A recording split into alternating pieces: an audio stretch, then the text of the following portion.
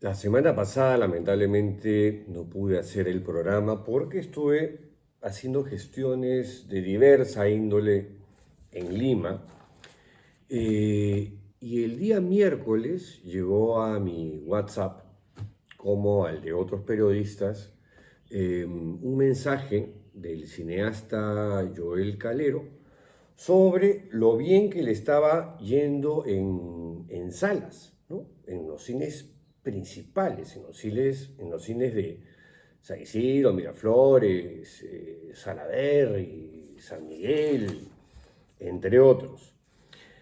Y claro, como en mi pueblo, aquí en Mala, no hay cine, el día jueves, que había recibido en la mañana este mensaje de Calero, que estaba confiado en que iba a tener, digamos, un poco más de aire para exhibir su película en las salas de la capital, mi enamorada y yo quedamos en ir al cine, porque aquí, reitero, en Mala no hay cine.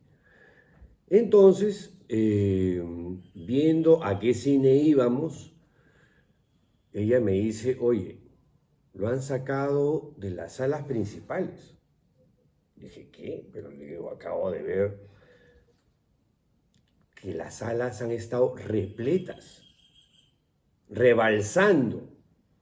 Entonces le pongo un WhatsApp a Joel Calero y le digo, oye, ¿estás seguro que sigues en salas? Por lo menos en las salas principales de Lima. Y me refiero pues a San Isidro, Miraflores, ¿no? Alcázar, Larcomar, que son los cines a los que suelo ir, cuando voy a ir. Y entonces Calero me responde, voy a averiguar.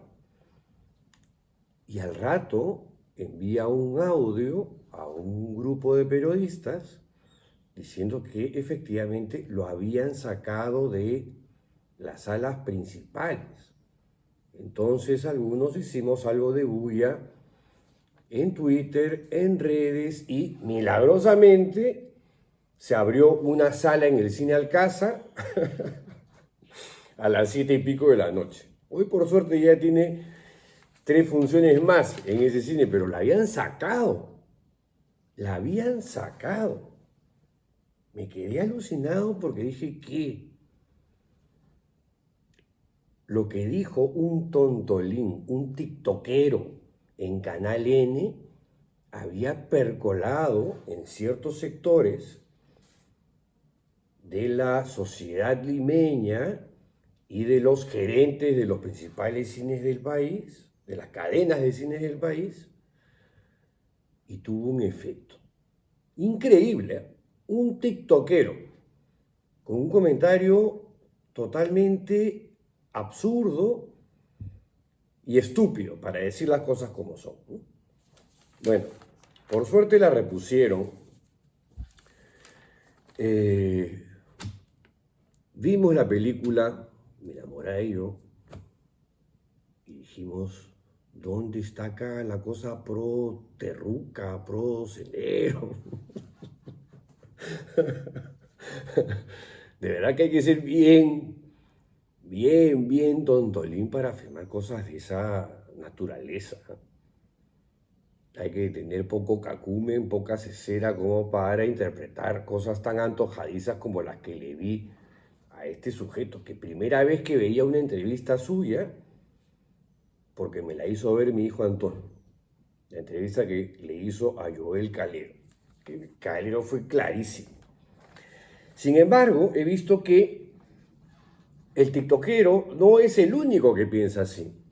El día de ayer, en la página de Expreso, uno de sus columnistas, Aarón Salomón, dijo o escribió, dicho filme evita llamar terrorismo a la vil masacre que perpetraron Sendero Luminoso y MRTA en contra del pueblo peruano. Ah, claramente el personaje que hace de senderista, o sea, de terrorista, o sea, de genocida, es malo hasta el final. Es un hijo de la gran puta. fue el responsable político de una masacre en la ficción de Calero. Está más claro que el agua. Pero en fin, o sea, ¿cómo pueden inferir estas cosas, salvo que no hayan visto la película, ¿no? Y hablen desde el prejuicio? Esta es la otra, ¿no? Ahora resulta que hablar de conflicto armado interno, que fue lo que vivió el Perú en los 80s y principios de los 90s, y eso está registrado así en documentos oficiales de la Policía Nacional del Perú, del Ejército Peruano y de los diferentes gobiernos. Supuestamente este término es un eufemismo para atenuar lo que hicieron los terroristas. Por Dios. Y después dice, ¿qué más dice este Salomón? En la misma línea que el otro, que el tiktokero de Canal N. Eso del terrorismo de Estado es falso. Así. Y las masacres a comunidades campesinas, en algunos casos enteras, ¿cómo se llama? ¿Ah? Terrorismo de Estado, pues. Por suerte, no fue una política de los diferentes gobiernos. Pero hubo. O sea, no podemos negar eso. En un país pobre no podemos darnos esta clase de lujos en el sentido de que el ministerio o el Estado peruano no debería auspiciar o dar fondos para películas peruanas. Y, miren, yo soy liberal, pero en esto acá sí soy concesivo. Porque en el Perú hay buen cine. Pero no hay apoyo, pues las grandes empresas prefieren auspiciar programas como el de Magali Medina y algunos similares. Esto es guerra, estas cosas así, absolutamente frívolas, y las sustanciales, como la película de Calero, ahí sí no entran. Otro que tiene pensamiento ameba, Alejandro Muñante, también en las páginas de Expreso, por supuesto, el viernes de la semana pasada, escribió: se intenta romantizar al terrorismo. ¿Por dónde? Explícame, Alejandro Muñante. ¿En qué instante, en qué segundo, en qué fragmento de la película se romantiza el terrorismo? ¿Ah? Y también tiene la cantaleta hablando de conflicto armado interno en lugar de decir terrorismo, y pone con signo de exclamación, como debe ser. Por supuesto que la palabra terrorismo, terruco, se utilizan en la película. O sea, no es cierto lo que dice este Alejandro Muñante. Y claramente cuando se habla de senderista, se habla de terrorista, se habla de subversivo, sedicioso, de genocida, porque eso fue Sendero Luminoso. Y abajo dice, en la última línea, abajo el cinéfilo terrorista, como si la película de Calero fuese una película pro-senderista, que no es. Pero a esto hemos llegado, es una cosa impresionante, es una cosa de locos. El terruqueo ha escalado, ha trascendido la política y ahora se ha ido al ámbito cultural, concretamente al cine peruano. En un editorial, el diario La República dice: negar que ocurrió el conflicto armado interno, el terrorismo, las masacres, las matanzas por parte del ejército peruano es un despropósito.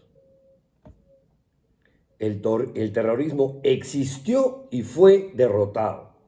Queda ahora entender el fenómeno y no repetir errores. No ayuda a negarlos. Si los negamos, la historia se repite. Juan Manuel Robles hace una descripción más larga el día viernes en las páginas de Hildebrand en sus 13, donde señala que cualquier persona mínimamente informada sabe que conflicto armado y terrorismo no son excluyentes, es que es algo de sentido común.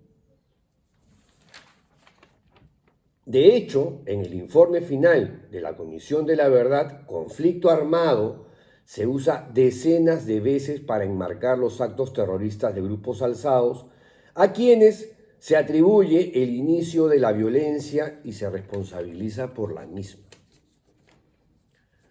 Decir conflicto armado interno tampoco le da a Sendero Luminoso o al MRTA un estatus beligerante, que son los fantasmas que ven los tiktokeros de Canal N y las amebas que escriben columnas en Expreso.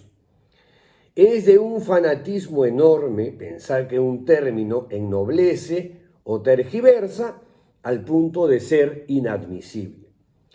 Cuando en 1991 los no sé quién y los no sé cuántos cantaban un guerrillero MRTista en su hit Las Torres Derrumbadas, no estaban hablando bien del MRTA o romantizándolo, ni a nadie se le hubiera ocurrido tal cosa. Yo pongo un ejemplo adicional. La Boca del Lobo, de Pancho Lombardi, donde a los terroristas no los vemos nunca. A los tucos, a los cumpas, a los senderistas, a los genocidas, no se les ve nunca. Y lo que proyecta es una sensación de que nos están ganando la guerra. Porque en ese momento, esa era la sensación ciudadana. Lombardi es terruco. Así. Me jodan, pues. Por último, Rodolfo Sánchez Aizcorbe, en su columna titulada La verdad más temida, también en Hildebrand en sus 13, dice: Sendero Luminoso fue a la vez un partido político, porque escuchen tiktokeros y amebas Expreso. En los documentos oficiales de la época, tanto del Ejército como de la Policía Nacional, se referían a Sendero Luminoso no como el grupo terrorista, no, como el Partido Comunista del Perú, Sendero Luminoso. Llamar partido a Sendero Luminoso lo convertía inmediatamente en algo así como Acción Popular o el PPC. No, pues, no sean tan básicos, por Dios. Sendero Luminoso fue a la vez un partido político, un grupo subversivo y un movimiento terrorista. No hay ninguna incompatibilidad entre esos términos, como tampoco hay incompatibilidad entre los rótulos de terrorismo y conflicto armado interno. El segundo término simplemente abarca un conjunto más amplio de fenómenos que incluye el terrorismo. A ver si les queda claro a algunos, aunque son tan brutos que estoy seguro que van a mantener sus posiciones. Hasta mañana, si la tolerancia lo permite. Chao.